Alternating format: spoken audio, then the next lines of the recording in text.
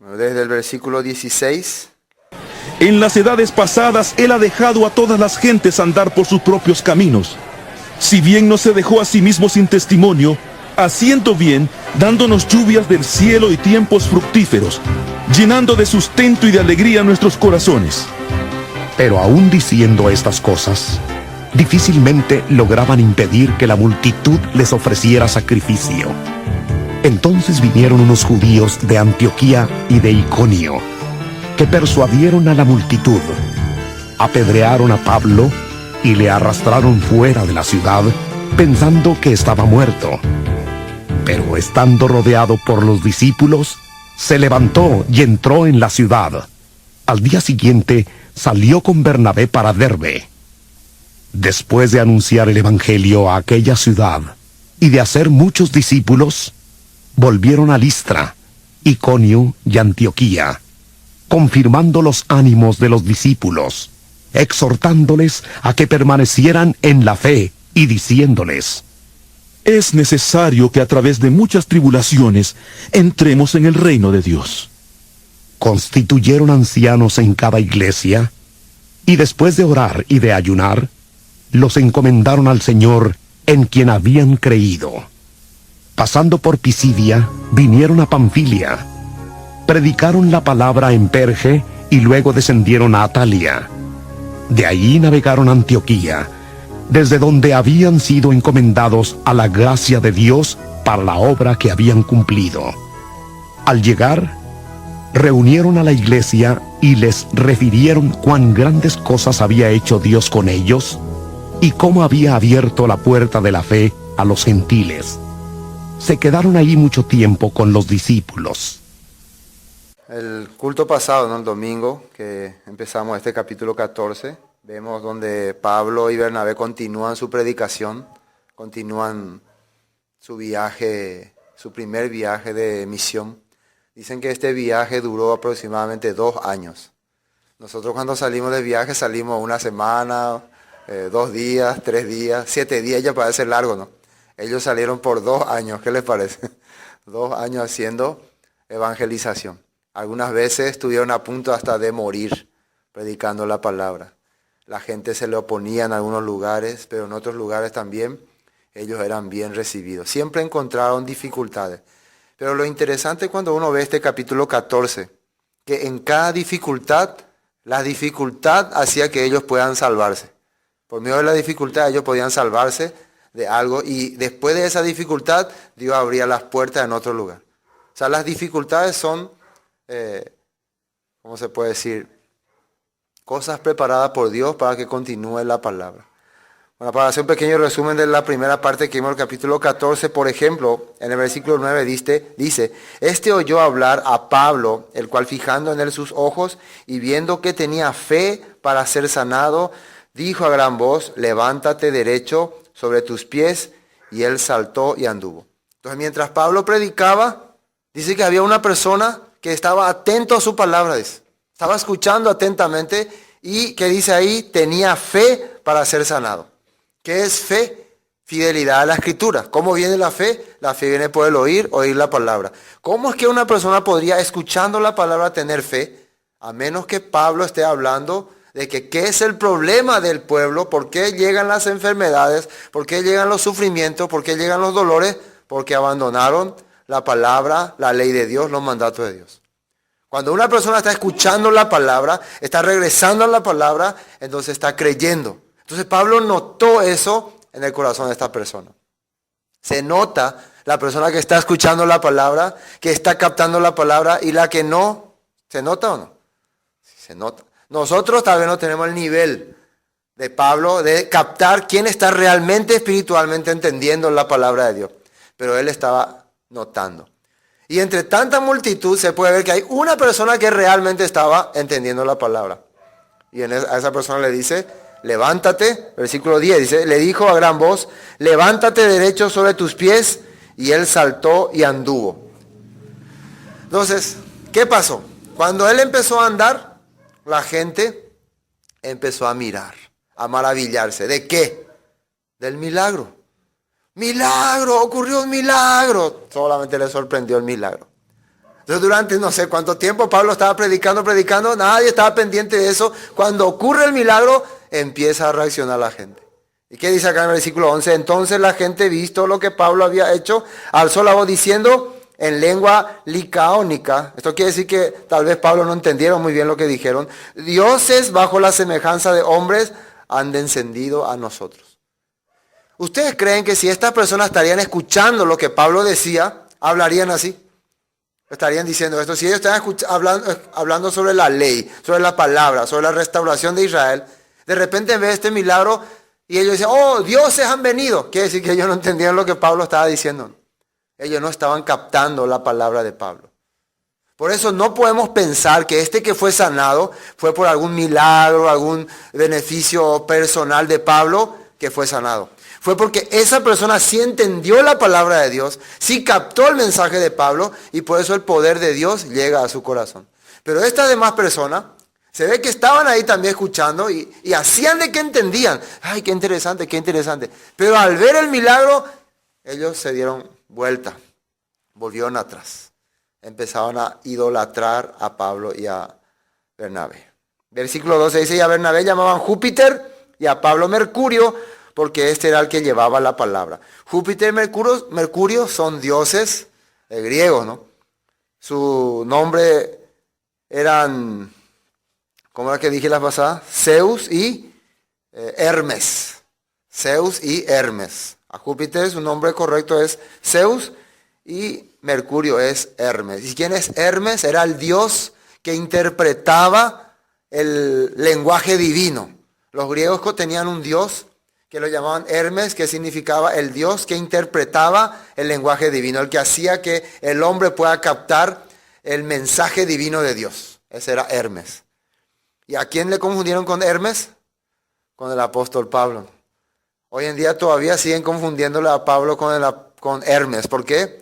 Cuando vos, cualquier cosa quiere decir la Biblia, por ejemplo acá Dios dice en tal parte, no, pero Pablo dijo, pero Pablo interpretó. Como si Pablo fuera realmente el Dios Hermes. Pablo estaría sorprendido. Pablo nunca habló algo que no fuera la palabra de Dios. El Dios Hermes dice que daba la interpretación. Dios quiso decir esto. Y a él le confundieron con Hermes. De ahí viene la palabra que la vez pasada tocamos, hermenéutica, ¿no? ¿Qué es hermenéutica? El estudio de la interpretación. Cómo interpretar la Biblia. Se estudia en clase de teología. Bueno, esto es lo que estábamos dando la vez pasada. ¿Y qué querían hacer ellos? Versículo 13 dice, y el sacerdote de Júpiter, cuyo templo estaba frente a la ciudad, trajo toros y guirnaldas delante de las puertas y juntamente con la muchedumbre quería ofrecer sacrificios. Ya ellos querían hacer sacrificio ahí a su ídolo, a su Dios. Es lo mismo que vos te vayas a estar predicando la palabra, el evangelio, y alguien quiera traerte ahí, no sé, un ídolo y prenderle vela y hacer una, ¿cómo se dice? Un Ave María Purísima, algo así, ¿no? ¿Qué te parece? Que vamos a orarle a esta, vamos a arrodillarnos. Entonces a Pablo le asustó esto. ¿Qué están haciendo esta gente? Versículo 14 dice, cuando lo oyeron los apóstoles, Bernabé y Pablo, rasgaron su ropa y se lanzaron entre la multitud dando voces. Y diciendo, varones, versículo 15, ¿por qué hacéis esto? Nosotros también somos hombres semejantes a vosotros, que os anunciamos que de estas vanidades os convirtáis al Dios vivo que hizo el cielo y la tierra, el mar y todo lo que en ellos hay. Y el domingo pasado tocamos por qué Pablo rasgó su vestido. Porque lo que ellos están haciendo es algo que prohíbe terminantemente la ley de Dios. Y no solamente prohíbe, sino la persona que enseña a la gente, le motiva a ir en contra de la palabra, será un anatema, será cortado, será eliminado. Entonces imagínense, Pablo, ¿qué pensó? Esta gente está pensando que yo soy un Dios y me está adorando como Dios. ¿Y qué dice la Biblia sobre eso? Este es un profeta falso, no deben oírle. Será cortado, será muerto. Por eso tenía que, yo no estoy transmitiendo eso. Entonces, por favor, deténganse, esto no es lo que yo quiero enseñarle. Si hoy en día nosotros entendiéramos eso, si muchos grandes líderes entendieran eso, no estarían permitiendo que la gente le esté adorando, que la gente le esté considerando gran líder o el poder de Dios está llegando, no. Escuchan ustedes muchas veces, la bendición está llegando a nuestro país. En este tiempo no va a llegar un gran líder, la bendición está llegando a nuestro país. La gente le adora. A veces pues le prenden vela. Y también entre los evangélicos hay igual. Hay muchos que consideran a los siervos, a los pastores, como prácticamente Dios. Su voz consideran como de Dios. Imagínense Pablo que hacía, al ver estas cosas, él no podía aguantar, rasgaba. No, no hagan estas cosas, esto es idolatría. Jamás consideran así, nosotros somos, ¿qué le dijo él? Dice, somos hombres semejantes a vosotros. Semejante a vosotros. No hay nada de especial en nosotros para que nos adoren. Así Pablo estaba clamando. Bueno, en el versículo 16 empieza diciéndole, en las edades pasadas, Él ha dejado a todas las gentes andar en sus propios caminos. Dios le permitió a las personas vivir con su propio deseo. Dios le dio la posibilidad de que hagan lo que ellos querían hacer. Que adoren como ellos querían adorar. Así está diciendo. Si bien no se dejó a sí mismo sin testimonio, haciendo bien, dándonos lluvias del cielo y tiempo fructífero, llenando de sustento y de alegría nuestros corazones. Pero siempre enviaba a las personas que hablaban y que testificaban y que anunciaban la palabra, y siempre también proveía a estas personas, por más que andaban en sus caminos, de lluvia, de sustento y de felicidades. Nunca les quitó, nunca les trajo amargura, siempre les proveyó, siempre les estuvo cuidando. Y esto es un reflejo también del libro de Oseas, cuando ella se rebela contra su marido, se va, se escapa, y a pesar de eso Dios envía a Oseas para que le cuide, le sustenta igual, aunque ella no sabe quién es lo que le está sustentando, era su marido que le sustentaba, pero ella vivía su vida conforme a su deseo. Pero gracias a quién? Gracias a que su marido le enviaba para su sustento. Cuando los israelitas estaban en el desierto, Dios dice que durante la noche le daba una columna de fuego y durante el día una columna de nube para que les proteja del calor y durante la noche del frío. Entonces, durante los 40 años que estuvo el pueblo de Israel en el desierto, nunca le abandonó esa columna de nube y columna de fuego. Pero ellos, ¿cómo vivían en ese tiempo? ¿Qué hacían? Se rebelaban contra Dios, murmuraban contra Dios, se oponían a la palabra de Dios, pero Dios nunca le abandonaba. Entonces Pablo, a pesar de que le está diciendo, y atiendan muy bien, de que ellos están haciendo idolatría, esto es falso, esto no es correcto, pero Pablo, ¿qué les dice? Pero Dios nunca le abandonó a ustedes. Es bueno que nosotros le digamos a las personas, ustedes son malditos, Dios los ha maldecido a ustedes, la ira de Dios caerá sobre ustedes. Es bueno decirle eso a las personas. Por eso, si una persona está agradecida por las cosas que Dios le da, aunque no conoce la palabra, sí es bueno decirle, sí, Dios te está sustentando, Dios te está dando, es la gracia de Dios. Por alguna razón Dios te está proveyendo todas estas cosas. Quiere que vos le busques, quiere encontrarte. Por eso está permitiendo que tenga salud, que tenga vida, que tenga todas las cosas. Entonces Pablo al final le está transmitiendo otra vez esperanza a la persona. Nosotros estamos acostumbrados al contrario. Maldito pecador, te hace al infierno porque no crees la palabra. Así estamos acostumbrados a decirle a la gente, ustedes son unos pecadores, la ira de Dios, el juicio de Dios. No, no es así. El corazón del apóstol Pablo no era así. Jesucristo, cuando la gente le maldecía, Él le bendecía. Cuando Él estaba en la cruz, Él ¿qué decía? Perdónalos porque ellos no saben lo que hacen. Esteban también, Padre, no le tome en cuenta este pecado. Ese era el corazón que tenía una persona que realmente transmitía el corazón de Dios. Nunca podía hacerle creer a alguien por acusarle ni por hacerle tener miedo, sino que demostrándole que ese Dios tiene misericordia hacia él y hacia su vida. Amén. Bueno, versículo 18. Diciendo estas cosas, difícilmente lograron impedir que la multitud le ofreciese sacrificio. Igual la gente, no, vente, oí la hora de Dios. No pudieron impedir que la gente le adore. Entonces, era algo imposible.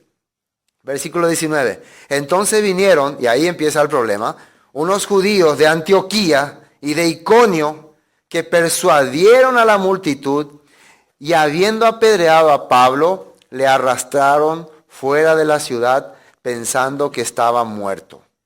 Pero rodeándole los discípulos, se levantó y entró en la ciudad y al día siguiente salió con Bernabé para Derbe. Estos judíos de Antioquía, recuerden que estamos hablando de la Antioquía de Pisidia, ¿no? No Antioquía de Siria. Hay que saber que hay dos Antioquías en la Biblia. Antioquía de Siria y Antioquía de Pisidia. Antioquía de Siria está al norte de Israel. Antioquía de Pisidia está más al norte, allá por Turquía. Ahí está esa ciudad. Entonces estos judíos que vinieron ya habían creado problemas allá en Listra y en Derbe. Habían creado problemas, lo habían instado a la gente para perseguirle, y se dan cuenta que esta gente, por lo visto, estaban siguiéndole los pasos a Pablo. Las ciudades no quedaban muy distantes una de otra en ese lugar. Es como San Lorenzo, Luque, así nomás también están. Si ustedes se fijan en el mapa, chiquititos son los pasos, apenas unos 10 kilómetros de distancia máximo. Entonces esta gente le sigue, y cuando llegan ahí, ¿qué será lo que estos judíos le dijeron a esa persona? Estos no son dioses. Estos son hombres nomás. Nosotros les conocemos. Y cuando la gente le pregunta a Pablo eso, ¿cierto que ustedes no son dioses? ¿Qué Pablo le va a decir? Y eso es lo que le estamos tratando de decir. Nosotros no somos dioses. Somos hombres comunes y corrientes nomás. Entonces, no queremos saber nada de ustedes. Entonces, no queremos oírle. Entonces, ¿qué hicieron? Le apedrearon. Empezaron a apedrearle. ¿Por qué eso? ¿Por qué actúan así estas personas? Por eso es muy importante entender, cuando vos causás demasiado impacto en una persona, cuando a un predicador o cualquiera, ¿no?, le da mucha esperanza a una persona. Sí, hermano, Dios te va a sanar, voy a orar por ti, vas a curarte de toda tu enfermedad, todos tus problemas se van a solucionar, vení nomás a depositar en nosotros tu confianza. Y esa persona cree que va a tener algún poder especial, algún poder milagroso, y después no es así. ¿Qué te va a hacer? ¿Te va a apedrear o no? Te va a apedrear. Por eso nunca en el corazón del apóstol Pablo estuvo la intención de hacerle creer a ellos que ellos eran algunos dioses. Pero ellos creyeron así. Lastimosamente mucha gente, cuando vos te vas a predicar, cuando vos te vas a compartir, piensa que porque vos predicas algo así, tenés algún poder especial. Y aunque es así según la Biblia, la persona que vive delante de Dios, que sirve a Dios, tiene una unción especial. Pero delante de Dios siempre es un hombre común y corriente. Así es. Entonces al final, al enterarse ellos que eran hombres comunes y corrientes, ¿qué hacen? Lo apedrean. Por eso no hay que creer mucho en la multitud que te aclama. Oh, gran siervo. Un día te aclama, otro día te apedrea. Así hacen. ¿Y acá qué sucedió? Después de que fue apedreado Pablo, le arrastraron fuera de la ciudad pensando que estaba muerto. Y aquí ocurre algo que quiero compartir. Porque Pablo mencionó una vez en una de las cartas en Corintios, y vamos a buscar ya el libro de Corintios, segunda de Corintios, una situación que él tuvo y según algunos, por medio de esto que le ocurrió, no sé si murió o se desmayó muy fuerte, pero algunos dicen que él murió. Algunos dicen, ¿no?, esos comentarios. Algunos dicen, la Biblia no dice que murió, pero algunos dicen que él murió. Y en ese estado, mientras estaba él muerto, él apareció en algunos lugares. Miren lo que dice acá, Hechos capítulo, segunda de Corintios capítulo 12, para aprovechar este tema. El versículo 1, 1. Y fíjense que es algo muy importante, porque estamos en el contexto de que ellos estaban haciendo entender de que nosotros no somos dioses, somos hombres comunes y corrientes, que solamente les transmitimos la palabra de Dios. Y dice él estas cosas. Ciertamente, 2 Corintios capítulo 12, versículo 1, no me conviene gloriarme, pero vendré a las visiones y a las revelaciones del Señor. Conozco a un hombre en Cristo que hace 14 años, si en cuerpo, no sé. Si fuera del cuerpo, no lo sé. Dios lo sabe. Fue arrebatado hasta el tercer cielo. Y el tercer cielo se dice el lugar donde está en la presencia de Dios. Y conozco a tal hombre, si en cuerpo o fuera del cuerpo, no lo sé. Dios lo sabe. Él no puede distinguir si su cuerpo estuvo ahí o fue en espíritu, pero él estuvo ahí, en ese lugar, en la presencia de Dios. Después que fue arrebatado al paraíso, donde oyó palabras inefables que no le es dado al hombre expresar. Ustedes ya escucharon de gente que murió y estuvo en algún lugar, estuvo en el cielo, en el paraíso, ¿escucharon? Y esas personas cuando regresan de la muerte, expresan así también, hay cosas que no puedo expresar así, o directamente empiezan a contar y empiezan a contar hasta con detalles. Ellos cuentan hasta con detalles, sin temor, sin temor. Dicen así, vi así, hasta dicen nombres, hasta dicen lugares. Pero el apóstol Pablo dice que a él no le es permitido hablar ni expresar. Y por eso Dios le puso, dice, como dice ahí, un aguijón en su carne. Para que no sienta él algo especial. Ah, vos estuviste en el cielo, vos viste estas cosas, o vos entendiste las cosas que hay allá. Y empieza él a usar este drama para gloriarse. Ahora sí, él podía decir, estuve en la presencia de Dios, vi estas cosas. Yo no sé, yo estoy imaginándome así. Porque si él dice que no puede expresar, menos yo para poder inventar lo que él creyó ver o vio. Pero Dios no le permitía usar estas cosas para enaltecerse ante las personas. ¿Me entienden? Justo en el momento en que la gente le estaba considerando a él como Dios, le apedrean y él ¿dónde va? Al paraíso. Entonces, muchas veces la dificultad, las situaciones difíciles te hacen ver cosas increíbles. Te hacen ver cosas inimaginables. Nosotros queremos evitar los problemas, evitar las dificultades, pero cuando las dificultades llegan, había sido Dios algo grande quería mostrarme. Entonces, fue una bendición que Pablo fuera apedreado, ¿no? ¿Fue una bendición o maldición? Bendición. Porque por haber sido apedreado, por haber estado siendo perseguido por estos judíos, él pudo ver, según aquí, el paraíso. El paraíso.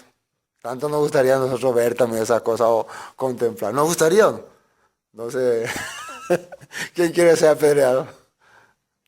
Pero la Biblia está mencionando así. Y dicen que después de esto, él quedó enfermo. Él quedó con secuelas. Quedó con una enfermedad. Algunos dicen que él no podía ver. Por eso quiero ver Gálatas. Él quedó con ceguera. Gálatas capítulo 4, el versículo 13. Gálatas 4, 13. Dice, pues vosotros sabéis que a causa de una enfermedad del cuerpo os anuncié el evangelio al principio. Por causa de una enfermedad en el cuerpo. Y dicen algunos que era que él no veía bien, que él estaba medio ciego y tenía dolores también. Y él aguantaba. Y en otra parte de la Biblia dice que él le pidió a Dios que le saque esta enfermedad, ahí mismo en Corintios, pero no, bástate mi gracia. Está contento con lo que ya has visto. O sea que Dios no espera. O sea, Dios no espera a nosotros que nosotros queramos acá en esta tierra recibir todas las bendiciones y todo lo que para nosotros es bendición. Si para el apóstol Pablo bendición era tener sanidad, vivir muy bien, andar cómodamente, entonces él vivió toda esta vida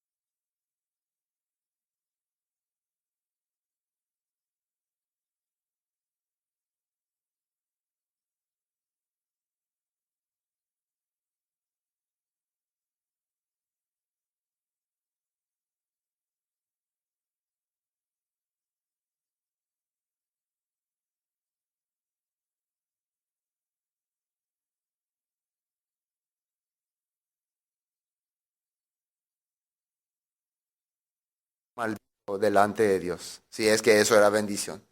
Pero ¿por qué Dios le dice, bástate mi gracia? ¿Qué es la gracia que él podía considerar para su vida? ¿Cuál sería? Él podía transmitir y anunciar, ¿qué dice acá? El evangelio, a través de estas enfermedades. ¿Entienden? Bueno, volvamos a Hechos 14. Bueno, versículo 20, pero rodeándole los discípulos, se levantó y entró en la ciudad. Al día siguiente salió con Bernabé para Derbe. ¿Qué hizo? Entró en la ciudad y salió para Derbe. ¿Para hacer qué cosa? Otra vez para continuar la predicación. Algunos pensarían, después de semejante acontecimiento, casi estuvo medio moribundo, hasta se fue al cielo, ¿no? Después vuelve en sí, ya tendría que ir hasta acá nomás ya. Pero no, él ahora sí que voy a predicar el evangelio. Ahora sí que estoy más convencido. Es como que Dios le ha confirmado lo que vos estás haciendo es correcto. Entonces, después de esa desgracia, se puede decir, aparentemente, él tenía más fuerza para predicar la palabra. Versículo 21. Y después de anunciar el evangelio a aquella ciudad y a hacer muchos discípulos, volvieron a Listra, a Iconio y a Antioquía. Regresó otra vez a esos lugares donde le habían perseguido. ¿Por qué? ¿Por qué hizo esto? Porque ahora tenía una visión diferente. Ahora tenía una certeza plena. Tal vez por esta visión que había recibido.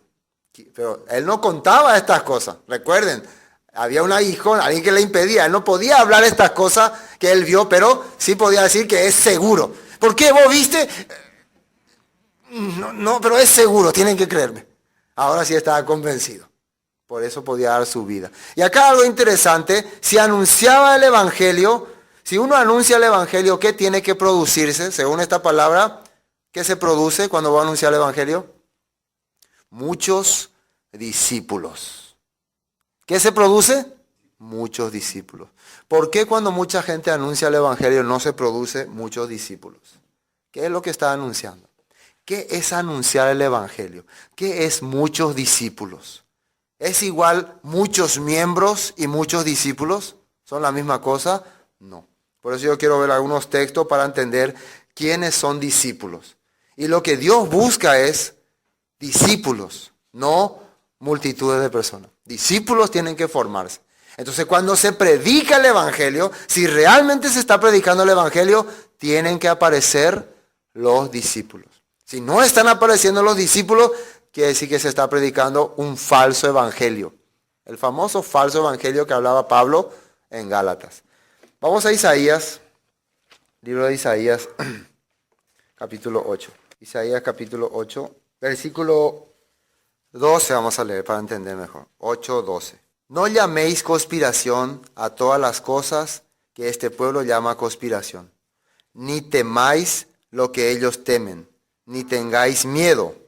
Al Señor de los ejércitos, a Él santificad, sea Él vuestro temor y Él sea vuestro miedo. Entonces Él será por santuario. Si Dios es tu temor, Él va a ser tu santuario, dice.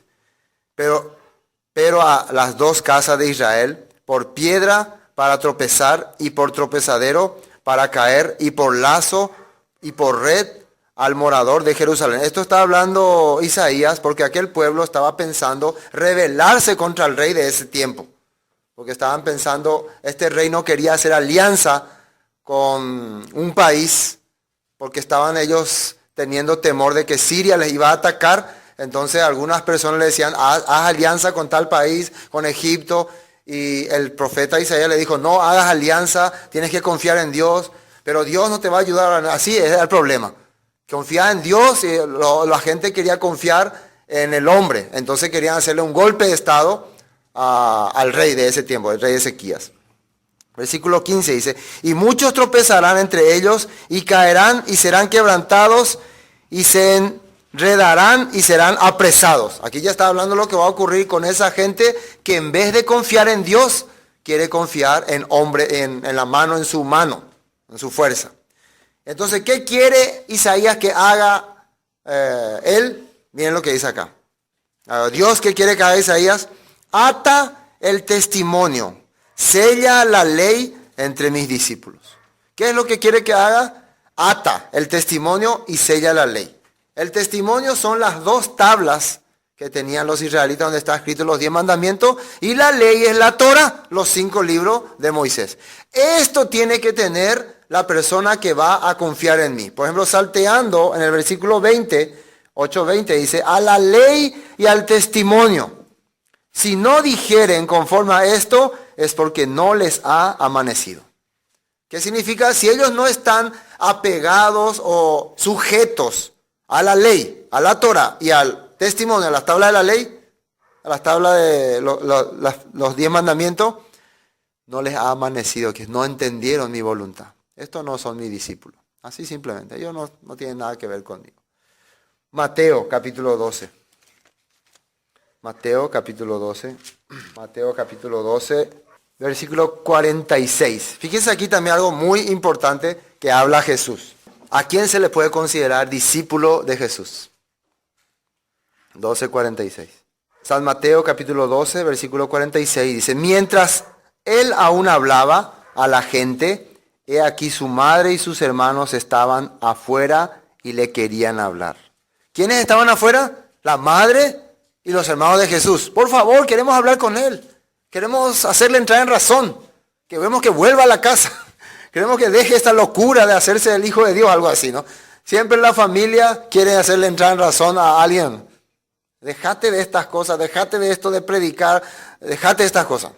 Versículo 47. Y le dijo uno, he aquí tu madre y tus hermanos están afuera y quieren hablar, y te quieren hablar. Respondiendo él al que le decía esto, dijo, ¿quién es mi madre y quiénes son mis hermanos? Pregunta.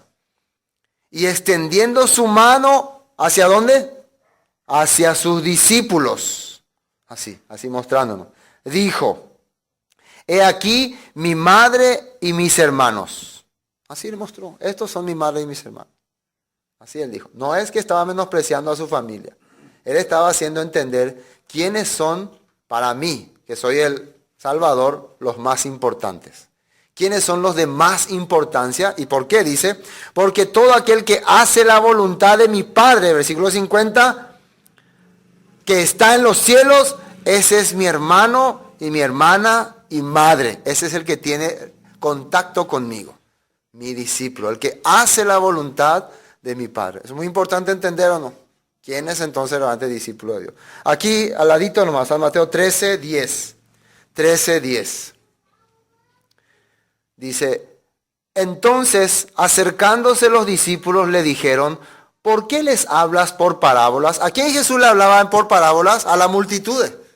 Le hablaba del sembrador, le hablaba de la cizaña, y después de terminar, bueno, hasta aquí la reunión, cuando llegaba ahí con los discípulos, a ellos le hablaba detalladamente. Entonces la gente le pregunta, ¿por qué le habla con parábolas a ellos, los discípulos? ¿Por qué le hablas por parábolas? Él respondiendo, versículo 11, les dijo, porque a vosotros, ¿quiénes son vosotros? Los discípulos, los talmidín, los que estudian la Torah, los que estudian el Tanakh, los que estudian para restaurar a Israel, es dado saber los misterios del reino de los cielos. Fíjense que ahí dice, los misterios del reino de los cielos. ¿A quién se le da a conocer estas cosas? A los talmidín. ¿Quiénes son los talmidín? Los discípulos. Los que van a tener una función específica. Porque Jesús vino a hacer discípulos. Acá dice así. Mas a ellos no les he dado. Los demás no. Los que quieren ser multitudes nunca van a entender los misterios del reino de los cielos. Nunca. Siempre van a seguir creyendo que se van a ir volando como palomas en el cielo. Van a volar así. Ahí nomás. No van a comprender nada. Por eso es importante. El que está predicando el evangelio, ¿con qué objetivo está predicando? ¿Formar multitudes o formar discípulos? Por eso tienen que entender cuando alguien está predicando, ¿qué quiere? ¿Quiere que sean discípulos, talmidines, que conozcan el misterio del reino de los cielos? ¿O solamente quiere que congreguen nomás, y hermanos, solamente ustedes congreguen y crean, tengan la fe y ofrenden siempre y apoyen siempre y así? ¿Qué quiere? Y siempre, 1 año, 2 años, 3 años, 10 años, 20 años, vas a ser siempre oyente, multitud. Nunca vas a ser talmidín. Significa que el evangelio que está escuchando es falso evangelio. No es el evangelio de Jesús. Por eso dice así. Versículo 12 dice, porque a cualquiera que tiene se le dará más, pero al que no tiene, aun lo que tiene le será quitado. ¿Quién es el que tiene? El que está recibiendo la escritura, el que tiene el corazón de Dios, el que está abriendo su corazón, es el que tiene. ¿Quién es el que no tiene? El que no tiene los interés, no está pendiente de estas cosas, está en otro lado. Entonces hasta eso poquito que ese interés que le hace venir al culto. Ponerle que alguna persona viene, tengo que irme al culto porque tengo que irme al culto. Hasta eso se lo va a quitar y un día no va a venir más. ¿Y ocurrió eso o no? ¿Ocurre o no ocurre? Sí. Fíjense. Muchas personas que están viniendo solamente con ese esforzado, jamás te da la culto, vaya puta. Y hasta eso un día Dios le quitó. Ahora ya no puede venir más, ya no puede escuchar más, ya no puede seguir más. Es peligroso esta situación. Seguimos San Mateo 16. San Mateo 16, fíjese lo que dice aquí. Otra confesión de Jesús, 16, 21. Desde entonces comenzó Jesús a declarar a sus discípulos, que le declaró a sus discípulos que le era necesario ir a Jerusalén, padecer mucho de los ancianos, de los principales sacerdotes y los escribas, y ser muerto y resucitar al tercer día. ¿A quién le declaró esto? A su discípulo. Entonces Pedro, tomándole aparte, comenzó a reconvenirle diciendo, Señor, ten compasión de ti, en ninguna manera esto te acontezca. Pedro empezó a pensar en el modo humano. Versículo 23. Pero él volviéndose dijo a Pedro, quítate delante de mí, Satanás, me eres tropiezo, porque no pones la mira en las cosas de Dios, sino en la de los hombres. ¿Quién es tropiezo para Jesús? ¿Quién es tropiezo? Ahí está, ese es un tropiezo. Jesús le llamó Satanás, eres un tropiezo. ¿Será que a nosotros nos gustaría que así nos llamen? Eres un tropiezo para mí. Si yo estoy siendo llamado a ser discípulo, significa que no tengo que poner mi mira en las cosas de los hombres, sino en las cosas de Dios. ¿Y qué son las cosas de Dios? La escritura, la palabra, sus leyes, sus mandatos, sus profecías. Esas son las cosas de Dios. 24. Entonces Jesús dijo a sus discípulos, a sus talmidín, si alguno quiere venir en pos de mí, miren lo que le dice, niéguese a sí mismo y tome su cruz y sígame. Si quieren ser mi discípulo de verdad, quieren caminar detrás de mí, peñenega. Ani peyapola pene acajeía, peyapola she ñeejeía. Eso quiere decir. Entonces la persona que va a vivir de acuerdo, no, pero yo tengo este problema, pues yo tengo, pero no, ese no es digno de ser discípulo, no se llama discípulo. No se puede, no le puede seguir a Jesús. Sí o sí va a quedar atrás, va a ir quedando atrás. Estamos hablando de quiénes son los discípulos. Estamos hablando de por qué en algunos lugares no aparecen los discípulos. No se predica el evangelio verdadero. Después, porque todo el que quiera salvar su vida la perderá. Y todo el que pierda su vida por causa de mí la hallará, dice. Así está escrito. Otro texto, San Mateo 28. San Mateo 28. Seguimos viendo quiénes son los discípulos. Y vamos a darnos cuenta que después de que Pablo predicaba en esas ciudades, empezaban a aumentar los discípulos y rápidamente crecían las comunidades. Quiere decir que ellos entendieron este punto, ¿no? Entendieron esta parte. Por eso aumentaba la cantidad de hermanos. San Mateo 28, 16. 28, 16.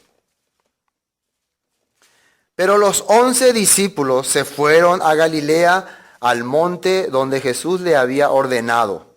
Y cuando le vieron, le adoraron, pero algunos dudaban. Y Jesús se acercó y les habló diciendo, toda potestad me es dada en el cielo y en la tierra. Esto es muy importante. Todo poder, todo señorío se me ha sido dado a mí. En el cielo y en la tierra es. Por tanto, id, ¿y qué dice ahí? Haced discípulos a todas las naciones, bautizándolos en el nombre del Padre, del Hijo y del Espíritu Santo. Y después, ¿qué dice el versículo 20? Solamente hacer discípulos, ustedes ahora son todos discípulos de Dios, así. Crean nada más. ¿Ustedes creen? Sí creemos. Discípulos ya son. No. ¿Cómo se hace un discípulo? ¿Qué dice el versículo 20?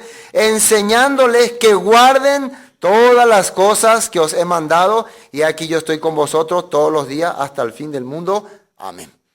Enseñándole. Y eso es lo que la gente no quiere hacer. A cumplir. Sí, que guarden todas las cosas que le he mandado. Que cumplan. Ese es discípulo. Si vos le enseñaste a hacer las cosas que Jesús mandó, a cumplir la palabra de Dios, a vivir conforme a la palabra de Dios, vos sos un buen predicador del Evangelio. Vos estás haciendo la voluntad de Dios. En todas las naciones. Estás levantando discípulos.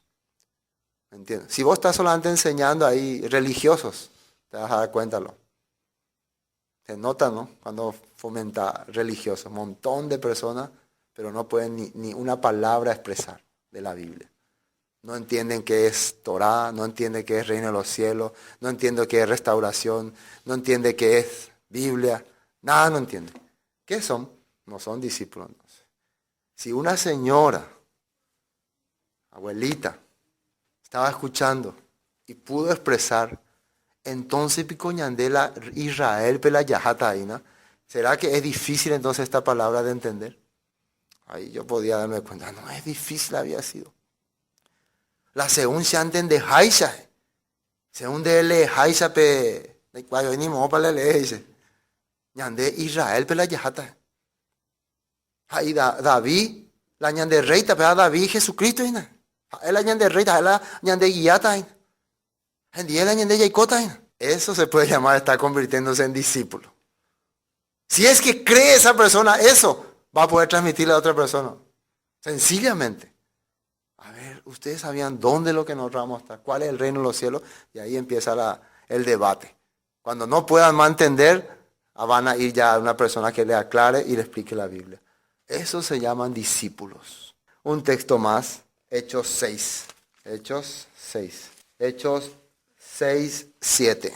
Esto es cuando los apóstoles empezaban a compartir la palabra, ¿no? Los diáconos, ¿no? Dice, y crecía la palabra del Señor. ¿Qué cosa crecía? La palabra del Señor. Atiendan muy bien. ¿Qué es la palabra del Señor? En ese tiempo, en Hechos, ¿cuál sería la palabra del Señor? Números, sino ahí digo Corintios, Romanos, Efesios.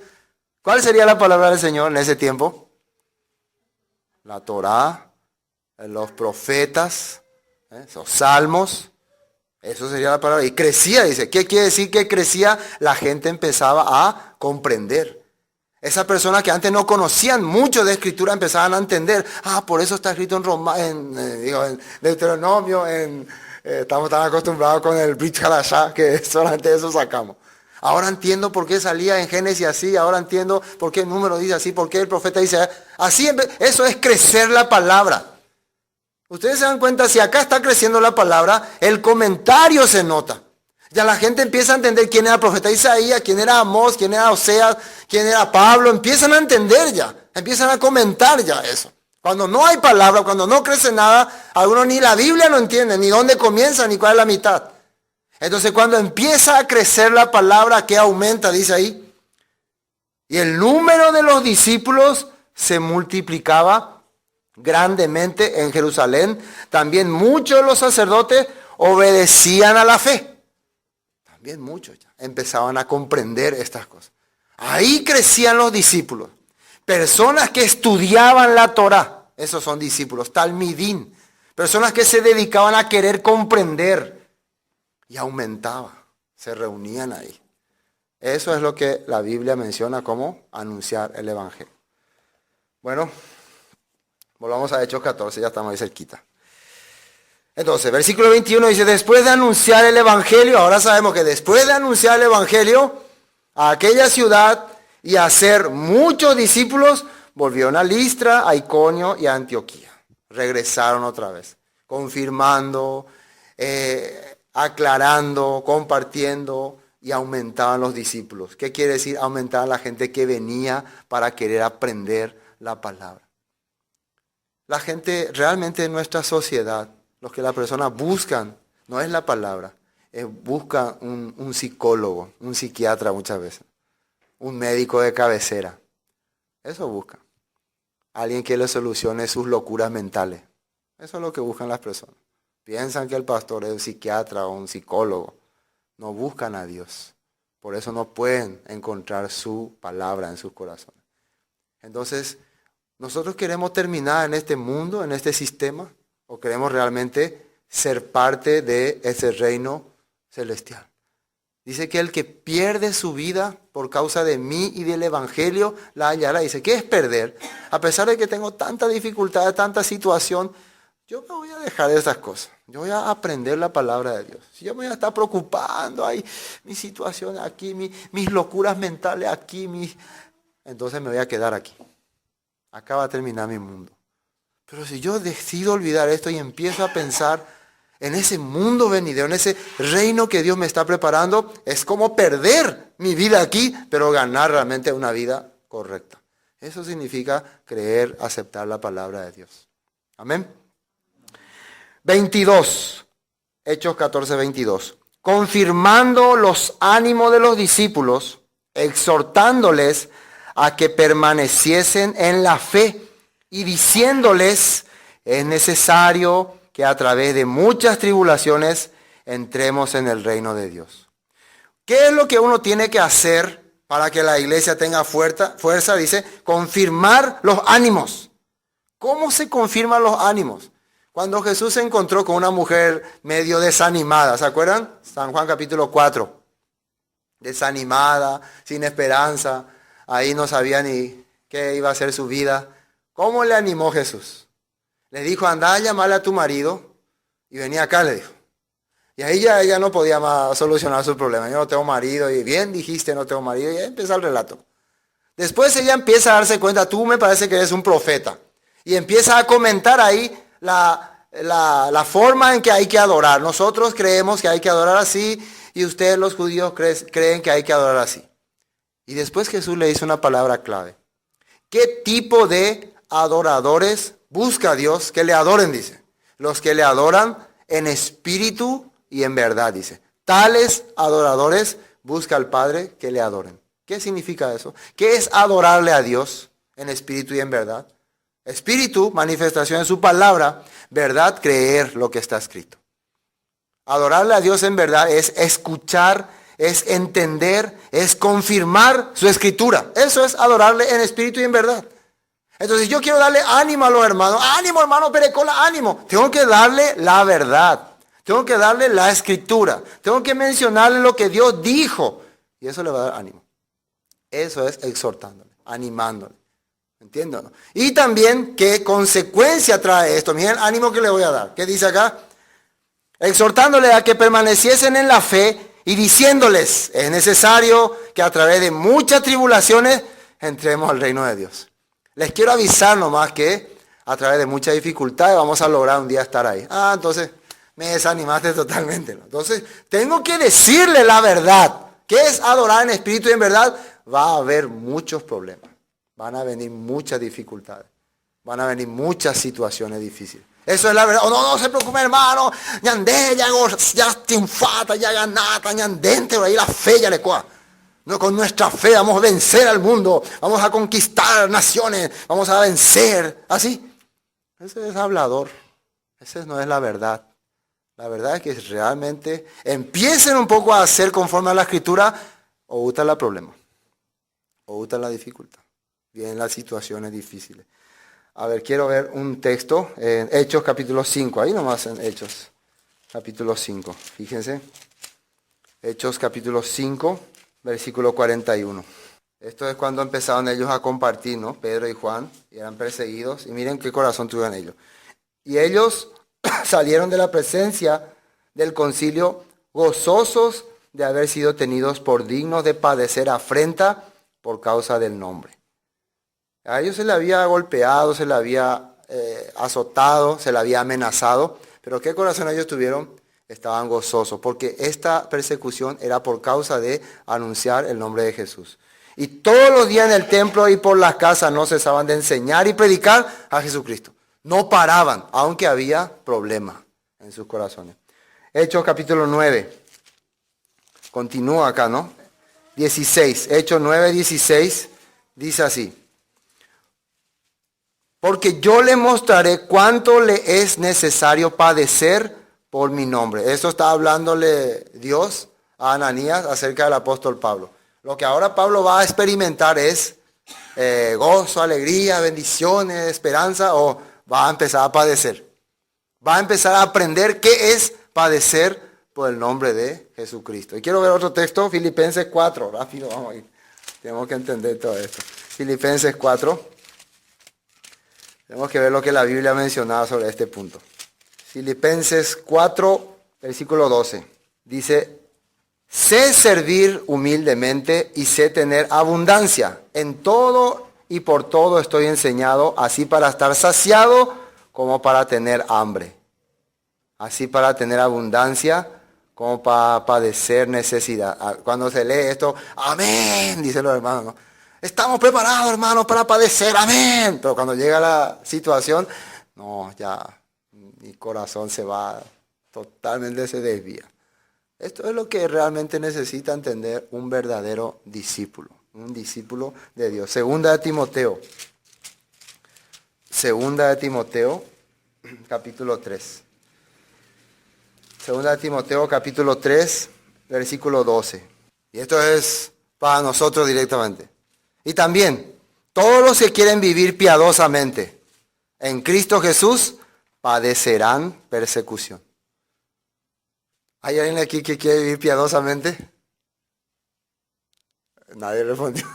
Por lo visto, no quiere padecer persecución. ¿Qué es vivir piadosamente? Estudiar la palabra, enseñar la palabra, hacer la voluntad de Dios. Eso es piadosamente. ¿Qué es contrario de piadoso? Dejar todo, vivir así nomás, andar en mi mundo. Entonces no vas a tener problemas en esta vida. Pero sí vas a tener problemas cuando venga el Mesías. Eso es importante. Bueno, terminemos Hechos. Finalmente, versículo 23 dice: y constituyeron ancianos en cada iglesia, y habiendo orado con ayunos, los encomendaron al Señor en quien habían creído. ¿Qué constituyeron? Dice ahí, ancianos en cada iglesia. ¿Qué son los ancianos? Son simplemente personas encargadas de administrar la palabra. Personas que captaron más rápidamente. Siempre en cada lugar que uno va, hay alguien que captó inmediatamente la palabra. Siempre tiene que haber esa persona que entendió. Por eso vos estás yendo a tal lugar.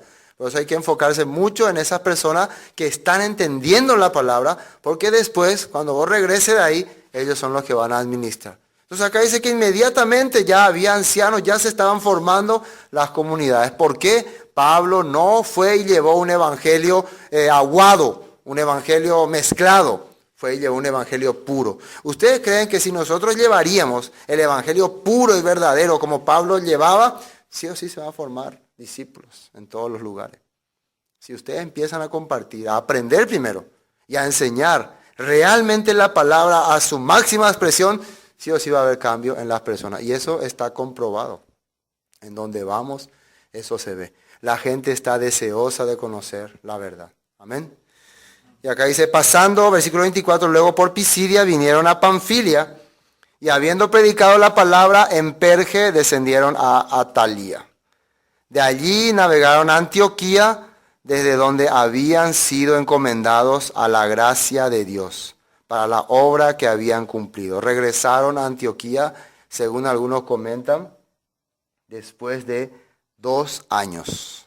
Después de 2 años de viaje.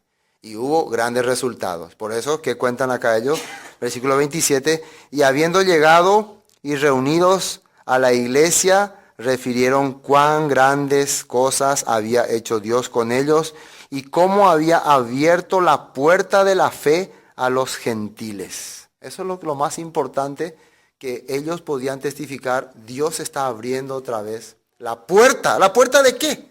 ¿La puerta de qué se estaba abriendo?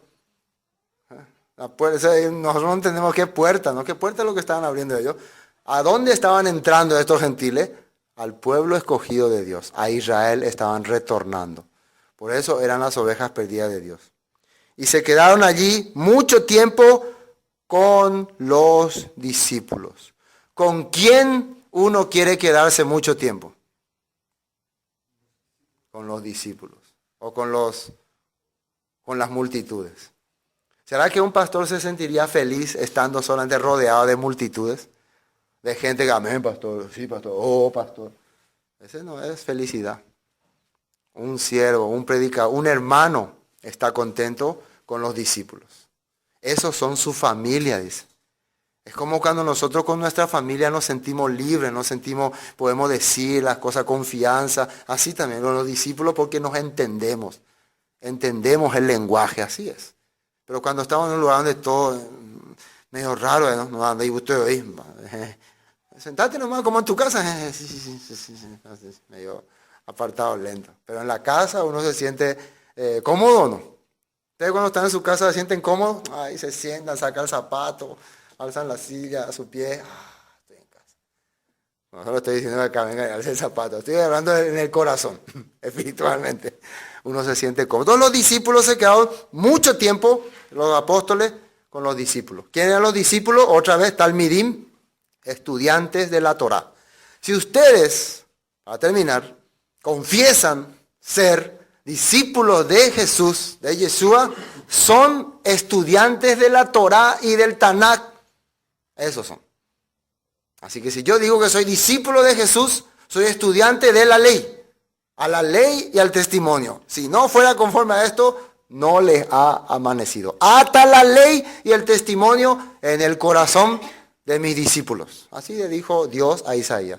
Pea moya hace cuera, hace ley, hace testimonio. Apea la cuera o creana, apea y la ocuyana. Amén. Bueno, hoy hasta aquí vamos a compartir. ¿Dónde están aquellos hombres como Elías? Al 0981 60